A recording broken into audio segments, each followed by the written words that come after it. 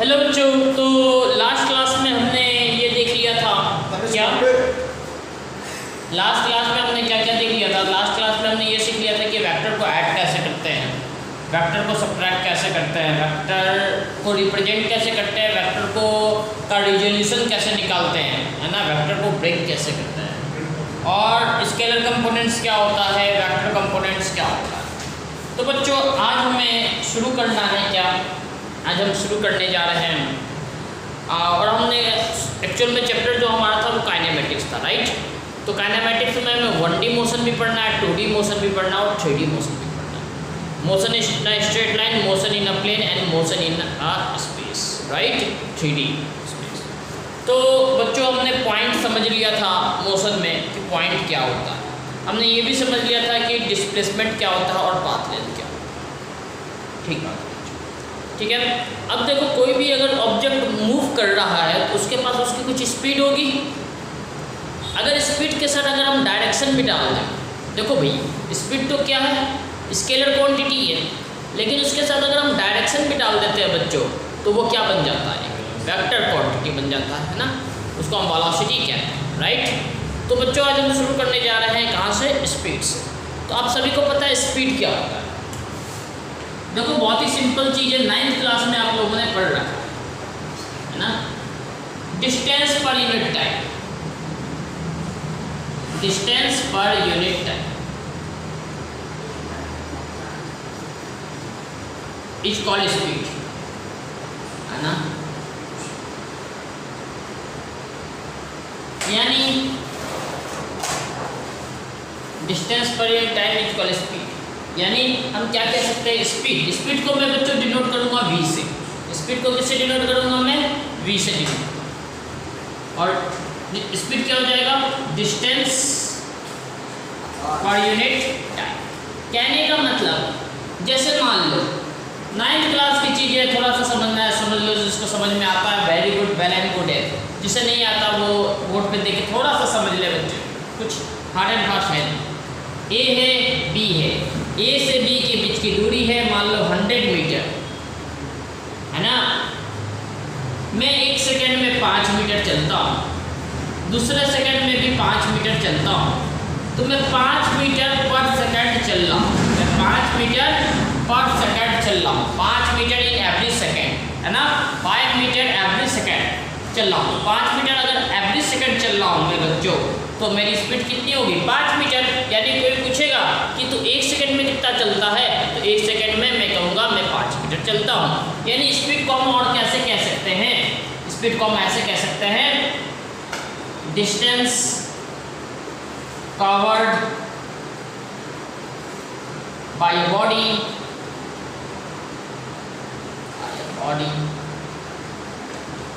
In unit time, in unit time.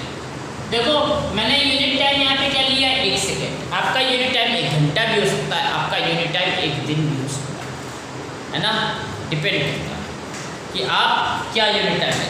लेकिन ऐसा ही unit के अनुसार आपको यूनिट टाइम क्या लेना चाहिए बच्चों? 1 सेकेंड। 1 सेकेंड, आ रही बात समझ में? तो आप 1 सेकेंड अपना यूनिट टाइम लोगे अकॉर्डिंग टू ऐसा ही। क्लियर है? तो जल्दी से एक बार पॉज कर लो वीडियो को और नोट कर लो इसको। तो हमने देखा स्पीड, है ना। तो स्पीड की यूनिट क्या होती है? ऐसा unit of speed, metre per second. ऐसा यूनिट ऑफ स्पीड होती है भाई, मीटर पर सेकंड, है ना। अच्छा, इसका अगर हमें डायमेंशनल फार्मूला निकालना हो तो डायमेंशनल फार्मूला क्या लिखेंगे बच्चों?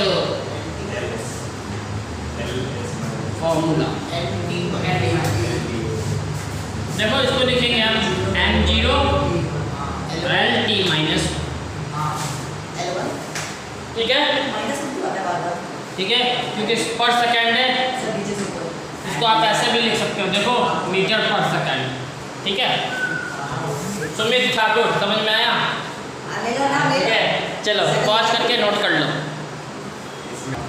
चलो अब हम देखते हैं बच्चों, तो स्पीड हमारे 2 टाइप की होती है, आपको पता होगा, क्लास 9 में आपने पढ़ रखा बच्चों। स्पीड एक होता है हमारा यूनिफॉर्म स्पीड और एक होता है हमारा नॉन यूनिफॉर्म स्पीड। ये इस डिटेल में क्यों पढ़ा रहे हो जानते हैं? नॉन यूनिफॉर्म स्पीड हमारे सिलेबस में, ठीक है। यूनिफॉर्म स्पीड और non uniform speed. Uniform speed क्या होता है भाई? यूनिफॉर्म स्पीड वो स्पीड होती है जब हम यूनिफॉर्म मोशन करते हैं, यानी when a body covers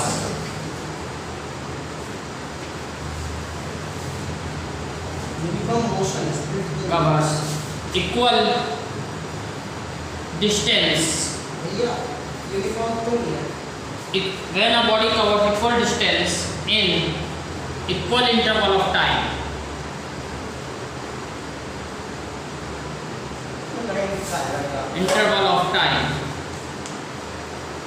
then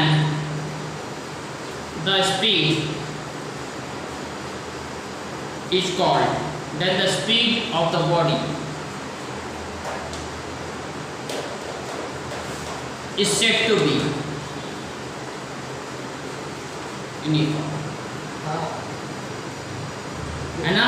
uniform motion है चलो अब हम क्या देख रहे हैं बच्चों कि जब कोई बॉडी इक्वल डिस्टेंस कवर करती है इक्वल इंटरवल ऑफ टाइम, तो मोशन कैसा हो जाएगा यहाँ से? हर सेकंड में मैं 2 मीटर चल रहा हूँ, एवरी सेकंड 2 मीटर चल रहा हूँ। एवरी सेकंड में कितना मीटर चल रहा हूँ बच्चों? 2 मीटर चल रहा हूँ। एवरी सेकंड में 2 मीटर चल रहा हूँ। अगर मैं एवरी सेकंड 2 मीटर चल रहा हूँ तो मैं क्या कर रहा हूँ? हर सेकंड मेरी दूरी कितनी तय हो रही है? 2 मीटर की। मतलब मैं यूनिफॉर्म मोशन कर रहा हूँ। अगर मोशन यूनिफॉर्म है, स्पीड कांस्टेंट अगर मोशन यूनिफॉर्म है तो मेरी स्पीड भी क्या है? यूनिफॉर्म। अगर मेरी मोशन यूनिफॉर्म है तो स्पीड भी यूनिफॉर्म है बच्चों, है ना। तो इसी को मैंने कहा कि जब यूनिफॉर्म मोशन होगा, जब भी मेरा यूनिफॉर्म मोशन है ना, तो मेरी स्पीड कैसी होगी? यूनिफॉर्म होगी। यूनिफॉर्म कहने का मतलब ही होता है भाई कि मेरी स्पीड कैसी है? कांस्टेंट, है ना। जितनी स्पीड से चल रहा था उसी स्पीड से मैं चल रहा हूँ, ठीक है। जबकि नॉन यूनिफॉर्म स्पीड क्या होता है? Sorry, non uniform speed, yes, when a body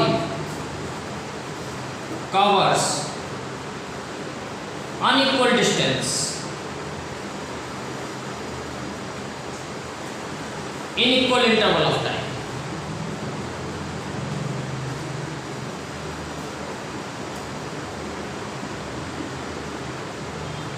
then the speed of the body is said to be non-uniform। बच्चों जब अनइक्वल डिस्टेंस, मान लो पहले 1 सेकंड में मैंने 2 मीटर चला, अगले 1 सेकंड में मैं 6 मीटर चलता हूँ, और अगले 1 सेकंड में मैं कुछ नहीं चलता, फिर अगले 1 सेकंड में मैं 50 मीटर चल लेता हूँ। तो मैं क्या कर रहा हूँ? हर सेकंड अलग अलग दूरी तय कर रहा हूँ। अगर मैं हर सेकंड अलग अलग दूरी तय कर रहा हूँ बच्चों, इसका मतलब क्या हुआ? इसका मतलब ये हुआ कि मेरी जो स्पीड है वो नॉन यूनिफॉर्म, और मोशन भी कैसा होगा भाई? Non uniform motion. अगर नॉन यूनिफॉर्म मोशन है तो स्पीड भी मेरी नॉन यूनिफॉर्म होगी, अगर यूनिफॉर्म मोशन है तो स्पीड भी मेरी यूनिफॉर्म होगी। इसका मतलब हम एक तरह से और कह सकते हैं, ये जो यूनिफॉर्म स्पीड है इसको हम कांस्टेंट स्पीड भी बोलते हैं, और इसको नॉन यूनिफॉर्म स्पीड को हम वेरिएबल स्पीड भी बोलते हैं। तो बच्चों आप नोट कर लेंगे यहाँ से, यहाँ देखेंगे इसको हम कांस्टेंट स्पीड भी बोलते हैं, और इसे हम वेरिएबल स्पीड भी बोलते हैं, है ना। जो स्पीड वैरी करेगी वो वेरिएबल स्पीड, है ना। जो स्पीड वैरी नहीं करती वो, एक सेकेंड बच्चों, हाँ, वो नॉन यूनिफॉर्म स्पीड, यानी नॉन यूनिफॉर्म मोशन की स्पीड नॉन यूनिफॉर्म मोशन में स्पीड नॉन यूनिफॉर्म मोशन में यूनिफॉर्म। अब बच्चों ये क्यों पढ़े? इसको पढ़ने का हमारा मेन मकसद क्या है? देखो, इसको पढ़ने के पीछे का राज आज मैं आपको बताता हूँ, है ना। इसमें क्या है भाई?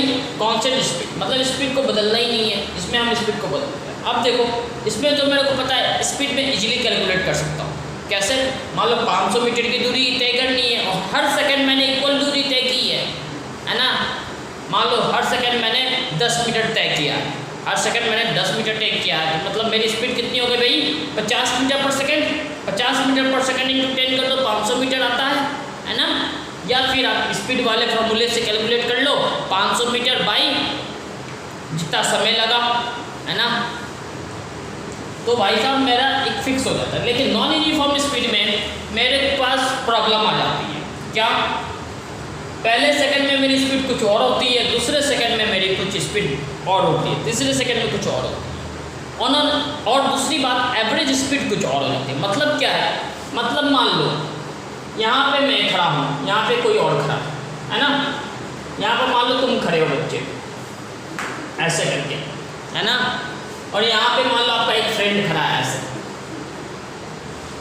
ठीक है, यहाँ पे आपका एक फ्रेंड खड़ा है, ठीक है, फ्रेंड खड़ा जो भी हो, मान लो ये नाइजीरियन है और नाइजीरियन की जो भी, यहाँ देखो, यहाँ पर हम क्या करेंगे, अब देखो मान लो दोनों के बीच की दूरी है 500 मीटर। ये जब घर से निकला तो इसने निकलने से पहले इसको फ़ोन कर दिया, बोला हेलो मैं घर से निकल चुका हूँ, ठीक है, तू मेरा इंतज़ार करियो इसी चौराहे पे खड़े होके, है ना। अब ये घर से निकला, अब 500 मीटर की दूरी थी, पहले 1 सेकंड में ये चला 1 मीटर, है ना, फिर अगले सेकंड में चल लिया ये 100 मीटर, स्पीड बढ़ा ली। फिर इसको यहाँ पे कुछ चाउमीन चाट वाले कुछ मिले, यहाँ पे खड़े होकर खाने लगा, तो अगले 1 सेकंड में कितना चला ये 0 मीटर, अगला 1 सेकंड इसने क्या कर दिया, बर्बाद कर दिया। यहाँ पे 1 सेकंड, दूसरा सेकंड यहीं पे लगाया, तीसरा सेकंड यहीं पे लगाया, है ना, चौथे सेकंड में भी यही, अभी टाइम तो लगेगा भाई, इतने जल्दी कैसे खा लेगा, 10 सेकंड इसको लगे यहाँ पे मान लो, या 2 सेकंड लगे, 4 सेकंड में 2 सेकंड में खा लिया, क्योंकि इससे मिलने की क्या थी, हड़बड़ी थी, है ना, 2 सेकंड में खा लिया, और इसके लिए भी कुछ पैक करवा लिया। चलो इसके बाद ये यहाँ से चला, और अगले यानी 5वें सेकंड में इसने 300 मीटर की दूरी तय कर, है ना, और छठे सेकंड में ये 301 401 यानी 99 मीटर की दूरी तय करके अपने फ्रेंड के पास पहुंच गए ना, अपने फ्रेंड के पास पहुंचे। अब देखो ये तो 300 मीटर की दूरी तय किया था 5वें सेकंड में, फिर 99 सेकंड की दूरी तय किया था, पूरा हाफ रहा था, है ना, क्योंकि इतनी मीटर 1 सेकंड में इतने ज़्यादा मीटर ट्रैवल करना बहुत बड़ी बात है, दौड़ के भागा होगा। अब इसके फ्रेंड ने बोला कि तेरे को समय कितना लगा बे, तूने 6 सेकंड पहले फ़ोन किया था, ठीक, टोटल दूरी कितनी थी 500, है ना, 500। अब देखो तो इसकी फ्रेंड ने बोला तू इतनी स्पीड से आया, कितनी स्पीड से आया, देखो 6 × 48 कैरी 2, 6 × 3 = 18 कैरी 2, 6 × 3 = 18, यानी तेरी स्पीड कितनी थी 83.3 मीटर पर सेकंड। इसके फ्रेंड ने बोला तेरी स्पीड इतनी थी। बच्चों ये स्पीड जो थी इसके फ्रेंड ने जो निकाला, इसकी फ्रेंड ने जो स्पीड निकाला, है ना, इसके फ्रेंड ने जो स्पीड निकाला, ये स्पीड कैसी थी, एवरेज स्पीड थी। जबकि इस बंदे को खुद को पता है कि इसकी स्पीड कितनी थी, इस बंदे को खुद को पता है कि इसकी स्पीड कितनी थी। देखो पहले सेकंड में तो वो बोल रहा था मेरी तो 1 मीटर पर सेकंड से शुरू किया था, बाद में देखो मैं 300 मीटर पर सेकंड भी चला हूँ, ऑन एन एवरेज तो 83.3 मीटर पर सेकंड दी है भाई। आने बात समझ में? तो ये खुद की जो स्पीड बता रहा था हर सेकंड में, है ना, इसकी हर सेकंड में, आफ्टर एवरी सेकंड, मतलब 1 सेकंड में इसकी स्पीड, पहले सेकंड में इसकी स्पीड क्या थी 1 मीटर पर सेकंड, दूसरे सेकंड में इसकी स्पीड क्या थी 100 मीटर पर सेकंड, तीसरे सेकंड में 0 मीटर पर सेकंड, चौथे सेकंड में भी 0 मीटर पर सेकंड, लेकिन 5वें सेकंड में इसकी स्पीड कितनी हो गई थी 500 metre per second, 300 metre per second, अच्छा सर 300 मीटर पर सेकंड। तो भाई साहब जो हर सेकंड में अलग अलग समय में जो स्पीड बता रहा था, तो वो स्पीड कौन सी थी, उसकी इंस्टेंटेनियस स्पीड। इंस्टेंटेनियस का हिंदी होता है तात्क्षणिक, मतलब उसी क्षण में उसकी स्पीड, है ना, उसी इंस्टेंट पे उसकी स्पीड इतनी थी, लेकिन ऑन एन एवरेज जो इसके फ्रेंड ने कैलकुलेट किया वो ये स्पीड। तो 2 तरह की स्पीड हमें दिखाई दी बच्चों नॉन यूनिफॉर्म स्पीड के केस में, एक तो इंस्टेंटेनियस स्पीड और एक एवरेज स्पीड। तो यहाँ पर बच्चों हम 2 तरीके की स्पीड कैलकुलेट करेंगे, कौन सा, एक तो इंस्टेंटेनियस स्पीड और एक एवरेज।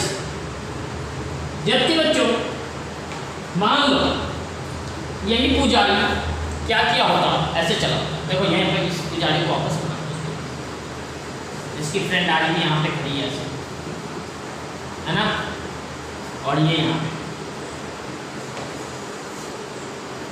ठीक है। आज भी इन दोनों के बीच की दूरी 500 मीटर, लेकिन इस बार ये यूनिफॉर्म स्पीड से चलता है, यूनिफॉर्म स्पीड से। ये यहाँ से यहाँ तक 10 सेकंड में पहुँचता है ना, मतलब 50 मीटर पर सेकंड की स्पीड से चला, हर सेकंड ये कितना चला, 50 मीटर हर सेकंड ये 50 मीटर की स्पीड से चला, मतलब क्या। और एवरेज स्पीड भी अगर निकालते हैं तो देखो एवरेज स्पीड मतलब जैसे उसकी फ्रेंड ने कैलकुलेट किया था, total distance by total time 50 metre per second. तो हम क्या देखते हैं बच्चों, हम ये देखते हैं कि यूनिफॉर्म स्पीड के लिए एवरेज स्पीड और इंस्टेंटेनियस स्पीड क्या होती है, सेम होती है। 8वें सेकंड में इसकी स्पीड क्या थी, 50 मीटर पर सेकंड, और यहाँ से यहाँ तक पहुँचने में टोटल एवरेज स्पीड कितना लगा, वही लगा। तो ये याद रखना, यूनिफॉर्म स्पीड के लिए average speed is equal to instantaneous speed.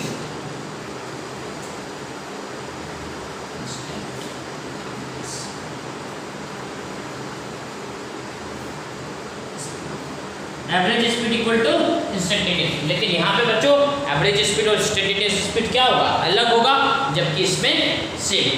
I hope सभी को बात समझ में आई होगी अच्छे से। अगर बात समझ में आई है तो वीडियो को पॉज करें और इसको अच्छे से नोट करें। चलो बच्चों,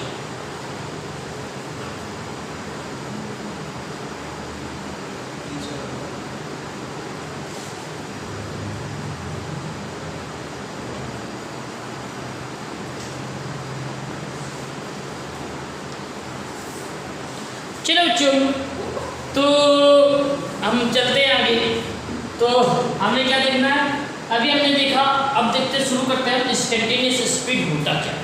इंस्टेंटेनियस स्पीड क्या है, देखो मान लो मैं ऐसे चल रहा है ना, मान लो मैं ऐसे चल रहा, तो यूनिट टाइम के लिए हमें काम करना, किसके लिए काम करना है, यूनिट टाइम, है ना, उसी सेकेंड के लिए, एट द इंस्टेंट के लिए। देखो पहले इंस्टेंटेनियस स्पीड की डेफिनेशन क्या होती है वो बताता हूँ, फिर इसका कंसेप्ट आपको क्लियर करना, ठीक है। Instantaneous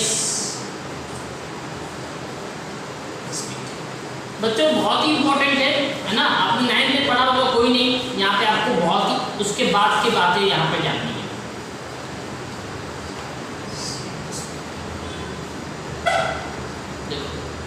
the speed of a body, the speed of a body at an instant,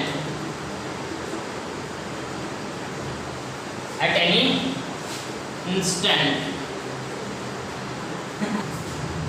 चलो बच्चों, the speed of a body at any instant of time is called instantaneous.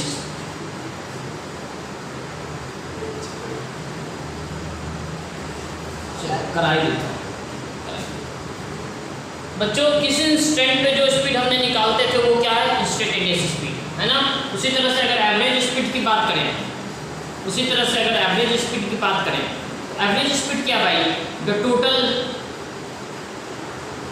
Distance divided by total time, the total distance divided by total time is called average speed। Total distance को जब total time से divide करते हैं बच्चों, तो जो speed आता है उसको हम एवरेज स्पीड। बच्चों ये बड़ी बात नहीं है कि आपको डेफिनेशन आता है, ये डेफिनेशन तो आपने 9th क्लास में भी पढ़ रहे, ये डेफिनेशन तो बच्चों आपने 9th क्लास में भी पढ़ी होगी। अगर दिक्कत है तो मैं इधर से लिख लेता हूँ, आप इधर से लिख लो, है ना। ये स्पीड आप, ये डेफिनेशन आपने 9th क्लास में ही पढ़ी होगी। अब हमें समझना है कि इसको कैलकुलेट कैसे करें, है ना, इसके फॉर्मूले क्या है, इंस्टेंटेनियस स्पीड को कैसे निकालते हैं, ऑल द थिंग्स हमें समझना है यहाँ पे। ठीक है, तो आप वीडियो को पॉज करके एक बार डेफिनेशन नोट कर लें, फिर हम चलेंगे पहले एवरेज स्पीड के फॉर्मूले पे और फिर वहाँ से हम करेंगे इंस्टेंटेनियस स्पीड। पॉज करके नोट कर लें, कर लिया होगा सभी ने नोट। चलो आगे चलो। एवरेज स्पीड, एवरेज स्पीड देखो भाई, एवरेज स्पीड में मैंने क्या बोला, total distance covered by total time, है ना। Total distance, total distance covered by total time, as simple as that, है ना। एवरेज स्पीड का फॉर्मूला यही होता है। अब पॉज करके नोट। चलो बच्चों, तो यहाँ से हम क्या लिख सकते हैं, तो टोटल डिस्टेंस, टोटल डिस्टेंस मान लो मेरा ए पॉइंट ये है और बी पॉइंट ये है ना। मैं अभी स्ट्रेट लाइन मोशन कर रहा हूँ। I will show you two types of motion. मैं अभी स्ट्रेट लाइन मोशन कर रहा हूँ, है ना।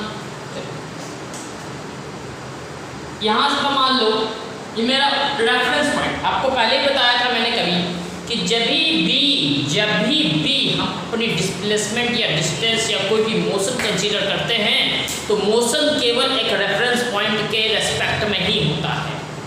वो रेफरेंस पॉइंट क्या होना चाहिए, एक पॉइंट पे फिक्स हो जाना चाहिए और उसके रेस्पेक्ट में आपकी पोजीशन चेंज होगी तो आप मोशन कर रहे हो, वरना आप मोशन नहीं कर रहे। आपका रेफरेंस पॉइंट क्या होना चाहिए, आपके रेस्पेक्ट में रेस्ट में होना, मतलब आपके रेस्पेक्ट में रेस्ट में नहीं, एक पॉइंट फिक्स होना चाहिए, उसके रेस्पेक्ट में आपकी पोजीशन चेंज होनी चाहिए। एवरी टाइम उसके रेस्पेक्ट में आपकी पोजीशन चेंज होनी चाहिए। मान लो मेरा रेफरेंस पॉइंट कहीं यहाँ पे हो, रेफरेंस पॉइंट को जनरली हम ओरिजिन ले लेते हैं ना। अच्छा, यहाँ से इसकी दूरी है 50 मीटर, यानी मेरी इनिशियल पॉइंट, मैं जहाँ से चलना शुरू करूँगा वहाँ से मेरी दूरी कितनी है भाई, 50 मीटर, है ना। कहाँ से, रेफरेंस पॉइंट से। रेफरेंस पॉइंट से मेरी दूरी है 50 मीटर, ठीक है। रेफरेंस पॉइंट से मेरी दूरी है 50 मीटर। तो अब मेरे को पहुँचना है यहाँ पे है मेरा 100 मीटर, है ना। मतलब इन दोनों के बीच की दूरी कितनी है, 50 मीटर। तो बताओ बच्चों, टोटल डिस्टेंस मैंने कितना कवर किया, 50 मीटर। आप कैसे बता पाओगे, ये माइनस। और एक बात बता दो बच्चों, अच्छी बात ये होती है ना, स्ट्रेट लाइन मोशन में डिस्प्लेसमेंट और डिस्टेंस सेम हो जाते हैं। डिस्टेंस और डिस्प्लेसमेंट सेम हो जाता है क्योंकि मैं वन डायमेंशनल मोशन कर रहा हूँ भाई, स्ट्रेट लाइन मोशन कर रहा हूँ। यहाँ से यहाँ तक की शॉर्टेज डिस्टेंस भी यही है, एक्चुअल पाथ भी यही है, ठीक है। तो अगर मैं एक ही डायरेक्शन में, याद रखना मेरी बातों को, याद रखना मेरी बातों को, समझ लो मेरे जज्बातों को। चलो यहाँ देखो, इन a straight line motion,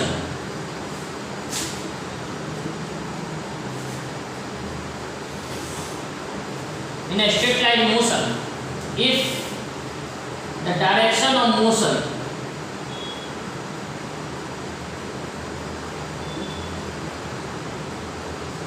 is not changed, direction of motion नहीं बदलना है। स्ट्रेट लाइन ऑफ मोशन में, स्ट्रेट लाइन मोशन में आपको डायरेक्शन ऑफ मोशन नहीं बदलना है। ऐसे चल रहे हो तो ऐसे ही चलो भाई, ये नहीं कि वापस ऐसे आ रहे, है ना। एक ही डायरेक्शन में आपको चलना है भाई, एक ही डायरेक्शन में चलना है, डायरेक्शन नहीं बदलनी है। जब डायरेक्शन नहीं बदलोगे ना तो हम क्या कह सकते हैं, displacement is equal to distance, दोनों बराबर। अगर डायरेक्शन बदल दिया भाई, अगर डायरेक्शन बदल दिया तो डिस्प्लेसमेंट और डिस्टेंस दोनों अलग अलग हो जाएंगे। ये बात याद रखनी है ना। कैसे हो जाएंगे, अभी एक क्वेश्चन कराऊंगा, तुरंत सब कुछ समझ में आ जाएगा, सब कुछ क्लियर हो जाएगा, ठीक है। डायरेक्शन और मोशन नहीं बदलनी चाहिए, आई बात सुन, ठीक है। तो यहाँ पे आपने क्या किया, ये मान लो मेरा x1 था, ये मेरा x2 था, तो डिस्टेंस कैसे निकाला, x2 माइनस x1, ये दूरी कितनी हो जाएगी, x2 माइनस x1। देखो 100 माइनस 50 है ना, 100 माइनस 50, बोलो सही बात है। एक मिनट, तो याद रखना डायरेक्शन ऑफ मोशन चेंज नहीं करते तो ये हो जाता है। यानी यहाँ पे देखो हमने डिस्टेंस कैसे कैलकुलेट किया, x2 माइनस x। और भाई साहब कुछ याद आता है, जब भी माइनस करते हैं तो उसको डेल्टा लिख देते हैं, है ना। हम इसको क्या लिख सकते हैं, डेल्टा x। बोलो, लिख सकते हैं डेल्टा। डेल्टा का मतलब ही डिफरेंस होता है भाई। एब्सोल्यूट एरर से कैलकुलेट किया है, वहाँ पर डेल्टा लिखते थे, डेल्टा का मतलब डिफरेंस बताया था। याद रखना, डेल्टा का मतलब ही क्या हुए है, डेल्टा का मतलब हुए है डिफरेंस, है ना, नहीं डिफरेंस। डेल्टा का मतलब हो गया भाई डिफरेंस। डिफरेंस को दिखाने के लिए हम क्या दिखाते हैं भाई, डेल्टा।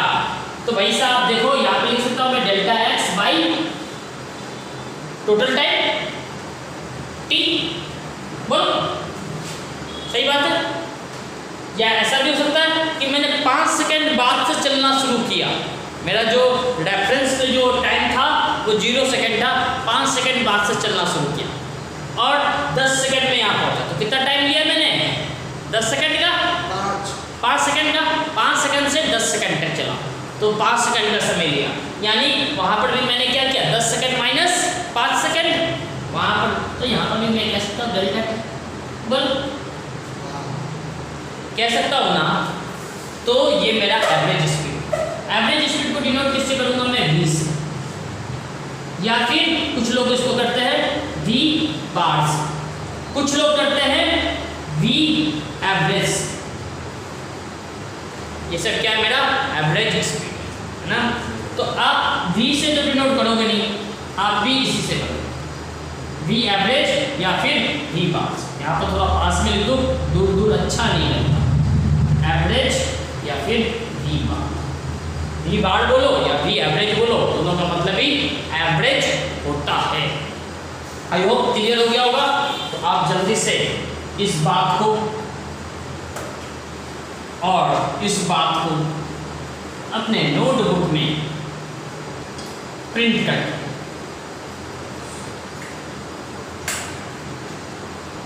चलो बच्चों, तो हमने यहाँ पे आपको बता दिया, आपने भी सीख लिया क्या एवरेज स्पीड कैसे निकालें। अब बच्चों देखो, हमें समझना है इंस्टेंटेनियस स्पीड की कहानी, है ना। हमें क्या समझना है बच्चों, इंस्टेंटेनियस स्पीड की कहानी। तो इसको कैसे समझेंगे, तो देखो देखते हैं इसे। देखो भाई, मेरे को चाहिए एट इंस्टेंट उसकी स्पीड कितनी है, एट इंस्टेंट उसकी स्पीड कितनी है, राइट। तो बच्चों हम क्या करते हैं, हम इस इंस्टेंट पे मान लो यहाँ से यहाँ तक ये जाना है मुझे, है ना। मेरे रेफरेंस पॉइंट मान लो यही है, कुछ कहीं भी हो सकती है रेफरेंस पॉइंट, स्टार्टिंग पॉइंट में मेरी रेफरेंस पॉइंट उस, मेरे को इस इंस्टेंट पे अपनी स्पीड पता करनी है। इस इंस्टेंट बताओ, जो इस इंस्टेंट पे पता करेंगे तो बहुत ही उसी क्षण हमें अपने स्पीड को पता करना, मतलब टाइम क्या है उस समय में, फ्रैक्शन ऑफ सेकंड्स में हमें अपना स्पीड पता करना है, राइट। फ्रैक्शन ऑफ सेकंड में मतलब बहुत ही कम समय में इस पॉइंट पे, इस पॉइंट ऑफ टाइम पे मेरी स्पीड कितनी है। हो सकता है ये 1 सेकंड से दूसरे सेकंड में ट्रांजिट कर रहा हो, 1 सेकंड से दूसरा सेकंड आ रहा हो, लेकिन 1 सेकंड से दूसरा सेकंड आने में भी कुछ समय लग जाएगा, लेकिन उस समय के बीच में मेरे को पता करना है कि मेरा कितना। तो भाई साहब यहाँ पर t क्या है, t a टेंड्स टू 0 है ना। इस समय में मतलब यहाँ से यहाँ 1 सेकंड से 2 सेकंड के बीच में कितना अंतर है, या 1 सेकंड से 1.1 सेकंड के बीच में कितना अंतर है, बहुत ही नेग्लिजिबल अंतर है। मैं कह सकता हूँ लगभग 0 का अंतर है ना। 1 सेकंड से 1.01 सेकंड के बीच में कितना अंतर है। अगर मैं आपसे पूछूं 1 सेकंड से 1.0000001 सेकंड के बीच में कितना अंतर है, तो भाई साहब नेग्लिजिबल अंतर है। मतलब मैं कह सकता हूँ मेरा टाइम लगभग 0 है, लेकिन टाइम तो 0 हो नहीं सकता बच्चों। 0 सेकंड में मतलब ऐसे अगर अपने हाथ को मूव करूँ तो यहाँ से यहाँ मूव हुआ, लेकिन 1 सेकंड से 1.001 सेकंड के बीच में हाथ में कुछ मूवमेंट तो किया है भाई। टाइम इक्वल तो 0 सेकंड तो हो ही नहीं सकता। तो मैं क्या कहूँगा, मैं कहूँगा इसकी लिमिट है फिर टाइम t टेंड्स टू 0। इसका मतलब क्या होता है, लिमिट। मैं ऐसे कहता हूँ, पहले भाषा में लिखता हूँ, limit t tends to 0, t tends to zero. मतलब इसका मतलब क्या हुआ, t is tending towards zero, लेकिन टाइम जीरो नहीं है, उसकी एक सीमा है, उसकी एक लिमिट है, टाइम जीरो नहीं हो सकता, है ना, लेकिन जीरो की तरफ टेंड कर रहा है, जीरो की तरफ टेंड कर रहा है। अगर आप पता देखो तो आपको लगेगा अरे ये तो हो गया, फ्रैक्शन ऑफ सेकंड में हो गया। जैसे आप लोग क्रिकेट देखते होगे भाई, क्रिकेट देखते होगे, किसी बैट्समैन ने शॉट मारा, है ना, और शॉर्ट लेग पे खड़ा फील्डर तुरंत ही उस बॉल को कैच कर लिया, कितने सेकंड लगे। या किसी बॉलर ने बॉल फेंका, उसने शॉट मारा, तुरंत ही वो फॉलो थ्रू में ही आगे पहुंचता पहुंचता वो बॉल को हाथ में कैच भी कर लेता है, कितने फ्रैक्शन ऑफ सेकंड में कैच ले लेता है ना। हमें लगता है 0 सेकंड में ले लिया, लेकिन भाई 0 सेकंड तो होता नहीं है, वहाँ पर तो आपकी टेक्नोलॉजी वगैरह होती है, आपको दिखाता है 0.27 सेकंड में ले लिया, है ना, रिएक्शन टाइम बताया जाता है आपको, है ना, क्रिकेट। तो उसी तरह से भाई क्या t टेंड्स टू जीरो है, लेकिन उसकी वैल्यू जीरो नहीं है। अगर मैं ऐसे लिखूं limit t tends to zero, इसका मतलब क्या होता है भाई, इसका मतलब ये होता है कि समय टाइम जो है जीरो की तरफ टेंड कर रहा है, लेकिन वो जीरो नहीं हो सकता, उसकी लिमिट है, जीरो नहीं हो सकता। क्लियर है, क्लियर है। चलो आगे देखते हैं और आगे समझते हैं, आगे समझते हैं। देखो भाई, तो हमें क्या निकालना है, इंस्टेंटेनियस स्पीड। इंस्टेंटेनियस स्पीड को क्या लिखेंगे हम, v से लिखेंगे, इसको लिखते हैं v बार और v एवरेज से। जबकि इंस्टेंटेनियस स्पीड को लिखेंगे बच्चों v से, किससे लिखेंगे, v से। v इक्वल टू हम क्या कहेंगे, यही चीज क्या delta x by delta t, लेकिन इसके लिए हम क्या कहेंगे, limit t tends to zero. अब देखो यानी समय क्या हो गया, बहुत छोटा, बहुत छोटा। जब बहुत छोटी हो जाती है चीजें बच्चों, तो डिफरेंस नहीं रहता, डिफरेंस नहीं रहता, डिफरेंशियल हो जाता। क्या हो जाता है, डिफरेंशियल। जैसे आप अपने हाथों को ऐसे करो, है ना, ऐसे एकदम, और इससे इस छोटे से छेद से देखने की कोशिश करो, है ना, बहुत ही छोटा, छोटा तो है लेकिन बहुत ज़्यादा छोटा, है ना, छेद दिखता तो नहीं है लेकिन छेद तो है ना, इसमें छेद तो है भाई, दिखता तो है, मतलब क्या, छेद बहुत ज़्यादा छोटा है ना, है ना। ऐसे करते हो तो क्या है, ये होल जो है आपका बहुत ज़्यादा छोटा हो जाता है भाई, है ना। तो ऐसे जब डिफरेंस बहुत ज़्यादा छोटा हो जाए, जब डिफरेंस बहुत ज़्यादा छोटा हो जाए तो डिफरेंस नहीं होता, डिफरेंशियल हो जाता। तो डिफरेंस नहीं होता, डिफरेंशियल हो जाता। यानी अगर मान लो डेल्टा टेंड्स टू जीरो है तो डेल्टा नहीं रहता, वो d बन जाता। क्या बन जाता है, d। और ये डिफरेंस से क्या हो जाता है, ये डिफरेंशियल। क्या हो जाता है बच्चों, डिफरेंशियल। आगे बात समझ में, इसको हम फिर d से लिखते हैं। तो इसको क्या लिख सकते हैं भाई, टेंड्स टू जीरो की जगह पे हम इसको लिख सकते हैं dx बाई dt। बोलो बात आई समझ में, इसको हम लिख सकते हैं dx बाई dt। क्लियर है। अब ये dx बाई dt क्या है भाई, नहीं समझ में आया, अच्छे से समझो। अभी के लिए पहले आप पॉज करके नोट करो, फिर अभी तुरंत 2 मिनट के अंदर मैं आपको समझाता हूँ कि ये dx बाई dt है क्या। Pause the video and note it down.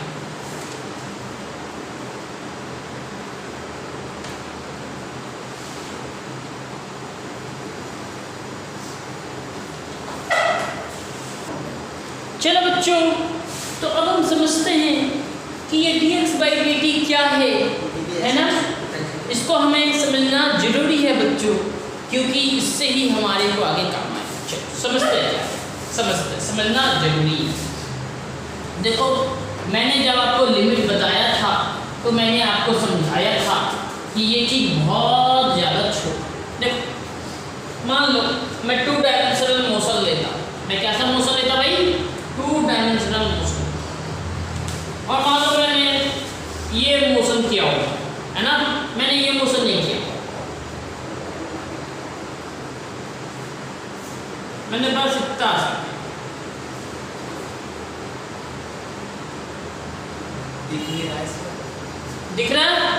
आपको गौर से देखना पड़ेगा।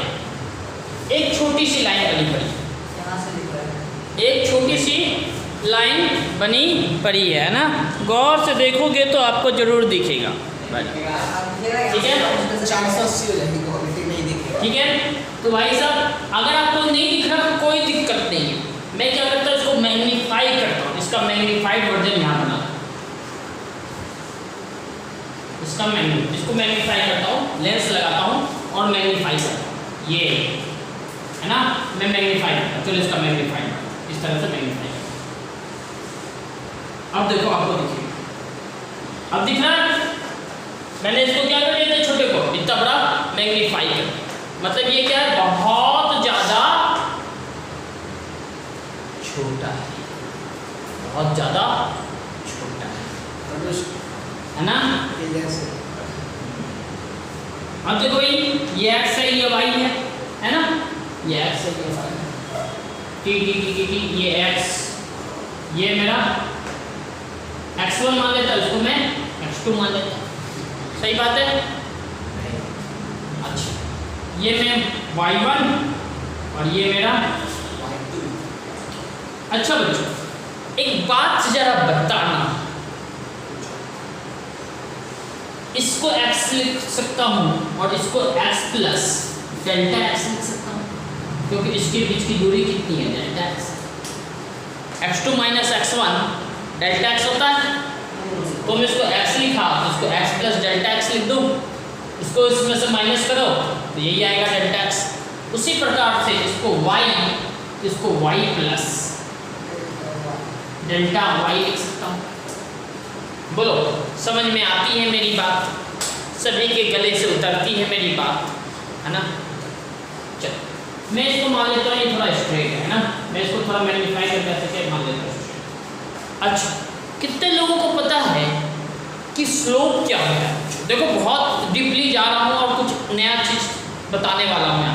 स्लोप क्या होता है, व्हाट इज स्लोप? किसी को पता है स्लोप क्या है? tan theta. और कोई डेफिनेशन ऑफ स्लोप बताया था मैंने, बताया था। इंक्लिनेशन कितना है? हाँ, तो इसके साथ slope is inclination of a line with respect to its base line is called slope। इसको हम क्या कहते हैं भाई? स्लोप कहते हैं, यानी inclination of a line with respect to its base line, यानी इस लाइन का स्लोप क्या। देखो भाई स्लोप को ही हम, आप जब मैथ्स की बुक में पढ़ोगे तो उसको हम m से डिनोट करते हैं। किससे डिनोट करते हैं? m से। इसी स्लोप को हम कहते हैं tan थीटा। और बच्चों बहुत सारे लोगों ने सुना होगा डिफरेंशिएशन, जो भी मैंने dx/dt लिखा था ना, वो कुछ और नहीं, डिफरेंशिएशन है। वो भी क्या है? मेरा एक स्लोप, वो भी क्या है? मेरा एक स्लोप। यानी ये सारे के सारे स्लोप को कैसे लिख सकते हैं? y पर डॉट या फिर y1 या फिर y डैश, ये सब क्या भाई स्लोप को लिखने के तरीके। इस dx/dt का मतलब क्या हुआ भाई? इस dx/dt का मतलब हुआ कि मेरा ये जो delta x by delta t था उसमें डेल्टा t टेंड्स टू 0 था। अभी बताया मैंने आपको, अभी बताया, बोलो है ना। तो ये सब क्या है? स्लोप है। अच्छा तो अगर मेरे को इसका स्लोप निकालने का भाई, इसका स्लोप निकालने का, तो मेरे को क्या निकाल लेना है? इसका tan थीटा निकाल देना है। बोलो इसका tan थीटा निकाल देना है। यानी ये कितना इंक्लाइंड है, ये इसके बेस लाइन से कितना इंक्लाइंड है, मतलब ये थीटा ही तो चाहिए हमें। ये कितना इंक्लाइंड है बोलो, है ना। तो यहाँ से मैं क्या करता हूँ, यहाँ से ये लेंथ हमें पता है, ये लेंथ कितनी है भाई? डेल्टा y है, और ये लेंथ कितनी है? डेल्टा x है। तो यहाँ से मैं स्लोप क्या लिख सकता हूँ? स्लोप लिख सकता हूँ delta y by delta x। Clear? tan theta को मैंने क्या था? स्लोप है, तो delta y by delta x। लेकिन ये डेल्टा x तो भाई क्या था? बहुत छोटा था, इसको तो मैंने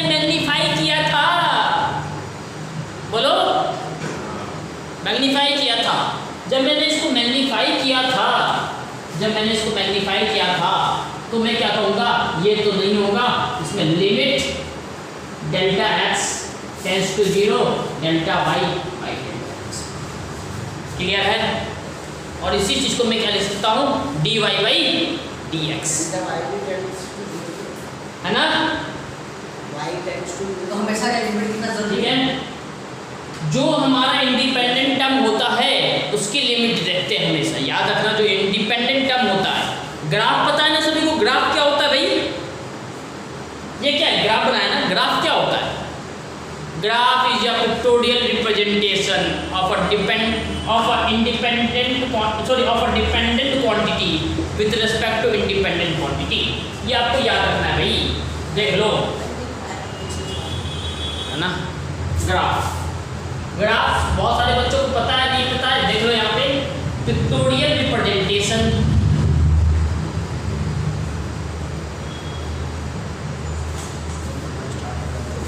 of a dependent quantity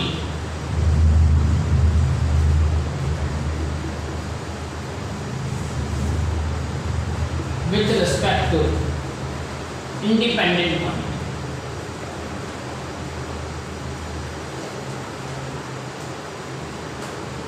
है ना? डिपेंडेंट क्वांटिटी का representation with respect to independent quantity. और लिमिट जब भी देखते हैं हम किसकी देखते हैं, इंडिपेंडेंट, क्योंकि इंडिपेंडेंट क्वांटिटी के रिस्पेक्ट में डिपेंडेंट क्वांटिटी की बात की जाती है। आ रही बात समझ में? इसलिए मैंने यहाँ पे क्या लिखा, डेल्टा x टेंड्स टू 0। और इंडिपेंडेंट क्वांटिटी हमेशा कहाँ होती है, x एक्सिस में, xy प्लेन में इंडिपेंडेंट क्वांटिटी हमेशा x में लिखा जाता है और डिपेंडेंट y में। ये तो आपने 9th 10th में पढ़ा ही है ना? तो यहाँ से मैं क्या लिख सकता हूँ, dy बाई dx। आ रही बात समझ में? यहाँ से मैं इसको क्या लिख सकता हूँ, dy बाई dx। तो dy बाई dx मेरा कुछ और नहीं, क्या है भाई, एक स्लोप है। dy बाई dx, अगर मैं टाइम को यहाँ पे टाइम लेता और यहाँ पे डिस्प्लेसमेंट लेता तो dx बाई dt लिखता। यहाँ पे मैंने x लिखा और डिपेंडेंट में मैंने क्या लिया, y, तो देखो क्या है, dy बाई dx। तो dy बाई dx क्या है भाई, एक स्लोप है और कुछ नहीं है। अभी मैं आपको दिखाऊंगा, इसके पीछे की बहुत सारी कहानी दिखाऊंगा। बहुत सारे बच्चे डिफ्रेंशिएशन जानते होंगे कि x का डिफ्रेंशिएशन 1 होता है, x स्क्वायर का 2x होता है, x क्यूब का 2x स्क्वायर होता है। भाई ये सब आप ग्राफ बनाओ, उसका स्लोप निकालो, जो स्लोप आता है ना वही y इक्वल टू x का जो स्लोप आता है 1 आता है। आपको मैं दिखाऊंगा, tan 45 डिग्री 1 है ना, y equal to x square का जो स्लोप आता है वो 2x आता है, स्लोप आता है 2x। y equal to x cube का स्लोप आता है 3x स्क्वायर। वहाँ आपको दिखाऊंगा, स्लोप ही मेरा dy बाई dx है। इसी को हम दूसरी भाषा में डिफरेंशियल होने के कारण इसको बोल देते हैं डिफरेंशिएशन। आ रही बात समझ में? एक्चुअल में dy बाई dx कुछ और नहीं, हमारा क्या है, स्लोप है, बहुत ही छोटे पार्ट का स्लोप, है ना, इंस्टेंट का स्लोप। देखो स्ट्रेट लाइन के लिए तो चलता है, लेकिन हमारा जब ग्राफ पूरा का पूरा होता है ना, देखो थोड़ा मैथ्स यहाँ पे समझाने की जरूरत है बच्चों। मान लो मेरा ये है, इसका स्लोप तो हम निकाल सकते हैं क्योंकि स्ट्रेट लाइन है, लेकिन कोई कर्व हो जाए ऐसे, है ना, तो देखो स्लोप निकालने के लिए हमें क्या करना पड़ेगा, हर पॉइंट पे tan थीटा यानी टेंजेंट बनाना पड़ेगा, है ना। तो यहाँ का स्लोप कुछ और होगा, यहाँ का स्लोप, लेकिन ओवरऑल स्लोप क्या होगा, तो उसके लिए हम क्या करते हैं, जनरलाइज टर्म ले लेते हैं। तो ये किसका ग्राफ है, अगर इसको पूरा ऐसे करो तो y equal to x square का graph, y equal to x square का ग्राफ है ये। y equal to x square अपने क्वाड्रेटिक इक्वेशन में ये चीज पढ़ी होगी बच्चों, क्वाड्रेटिक इक्वेशन में ये चीज पढ़ी होगी। क्वाड्रेटिक इक्वेशन पढ़ाया ना 10th में, y equal to x square का ग्राफ यही होता है, पैराबोलिक होता है। अब देखो मैं इसका क्या निकालने जाता हूँ, देखो इसका स्लोप कैसे निकालते थे, मान लो y इक्वल टू एक्स है ना, तो इसका स्लोप पुराने जमाने में हमारे ऋषि मुनि कैसे निकालते थे पहले वो देखते हैं। देखो पहले आप इसका पॉज करके नोट कर लो, फिर चलते हैं आगे। पॉज करके नोट कर लिया होगा, आई होप सभी ने, है ना, कर लिया। चलो ये मिटा दूं, हाँ नहीं, लिख लो।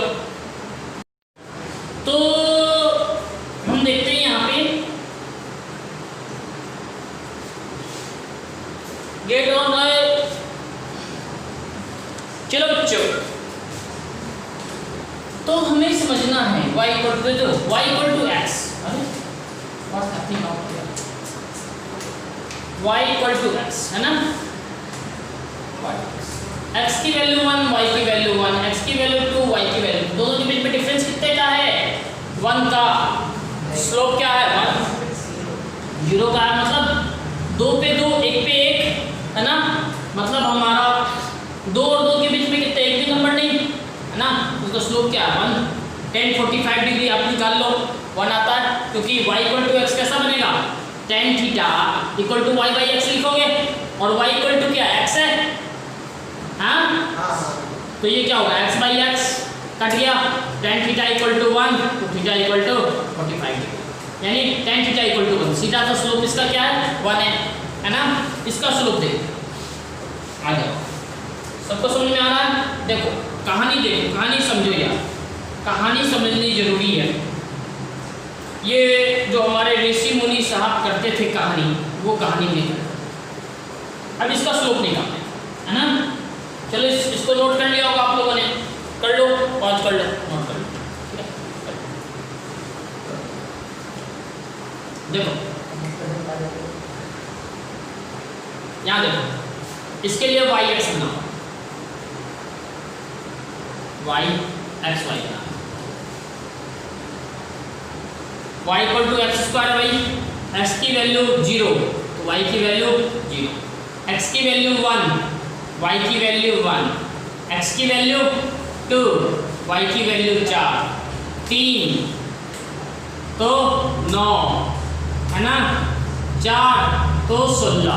बोलो अच्छा, इसके बीच में तो कोई डिफरेंस नहीं है 1 और 1 के। 2 और 4 के बीच में कौन से नंबर है? एक नंबर है 3 है ना। 3 और 9 के बीच में कौन से नंबर है? बोलो जल्दी बोल तो जाओ। 4 5 6 7 8 है ना। इसके बीच में 2 3 और 4 ऐसे लिख सकता हूँ, 3 4 और ये 9। 3 से 9 तक आऊँगा तो ये होगा। 4 से 16 के बीच में कितने हैं? बोलो 11। 16 तक कितने हो जाएंगे? 12 है ना। आप लिखोगे ना ऐसे 5 6 7 8 9 10 11 12 13, अरे हाँ 14 15। ठीक है, बोलो सही आ रहा है? सभी को समझ में आ रहा है? ठीक है, देखो जब 2 था तो 2, जब 3 था तो 3 3 6, जब 4 था x की 1 तो 8, यानी जब x की वैल्यू 2 थी तो 2 था, x की वैल्यू 3 थी तो 3 था, x की वैल्यू 1 थी तो 0। देखो x की वैल्यू 4 है तो 8 है, 12 सॉरी, 1 2 3 4 5 6 7 8 9 10 11 12। अरे एक मिनट